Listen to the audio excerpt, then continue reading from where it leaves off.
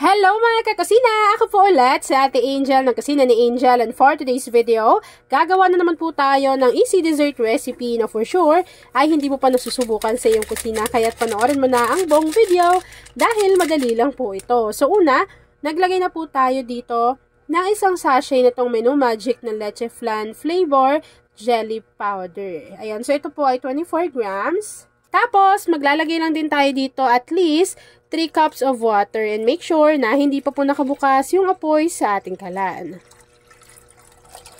After adding ng ating water, tunawin lang po muna natin ng maigi yung ating jelly powder dito sa ating kasirola. And yes, marami pa rin sa inyo nagtatanong, Miss Angel, saan po ba kayo nakakabili nung Leche Flan na jelly powder? So, alam nyo ba na pwede na kayong bumili dito sa YouTube? And yes, ngayon po, pwede ko yan dyang ilagay sa ating basket.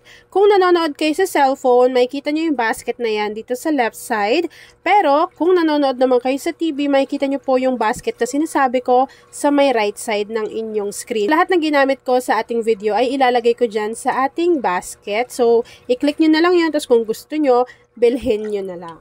After nating matunaw yung ating jelly powder, maglagay lang tayo dito at least 1 can or 370 ml nitong evaporated milk.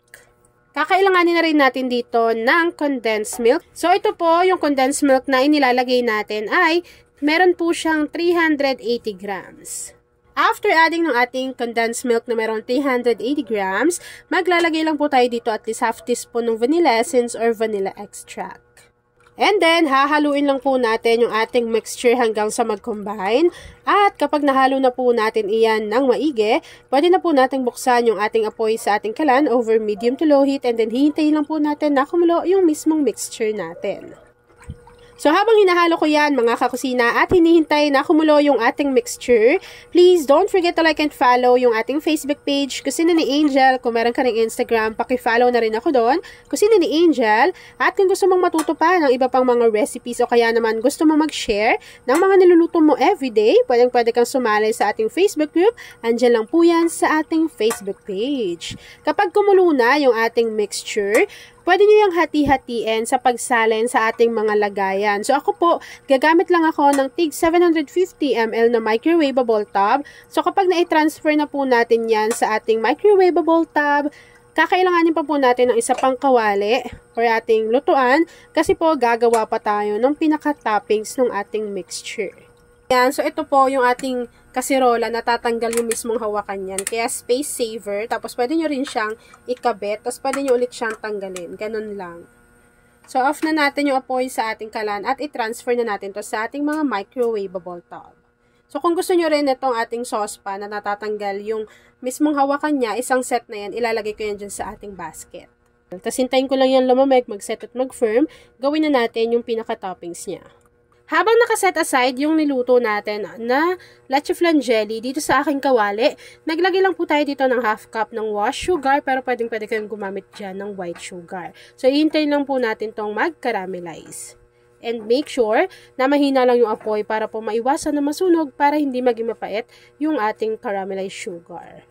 And then, habang hinihintay nyo pala yan na mag-caramelize, pwede na kayong mag-ready or magtunaw ng cornstarch. Mga ano lang yon, mga 4 tablespoon, tapos tutunawin nyo lang sa half cup din ng water.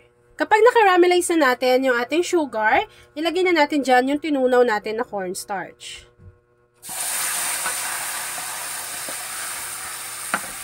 Tapos, continuous pa rin natin yung lulutuin. Tapos, mapapansin niyo na medyo namumuo yan. Pero maya-maya po ay magme-melt po ulit iyan. Yan. So, lulutuin ko lang yan mga kakusina, and then mamaya, ilalagay na natin to as toppings doon sa pinaka-niluto natin na jelly mixture. Kapag napansin niyo na super kapal naman ng consistency, pwede pa kayo dyang mag-add ng paunti-unti ng water. Kapag nakuha na po natin yung ganitong consistency, direct po natin tong isalin agad-agad doon sa naluto natin kanina na leche flan mixture. At ayan na mga kakasina, once na nag-set na or lumamig na yung ating dessert recipe, pwede nyo na po yang i-enjoy. At ayan na mga kakasina, tapos na naman po ang ating easy dessert recipe na hindi leche flan jelly raft cake. Kung nagustuhan mo yung ating video, please like and share this video.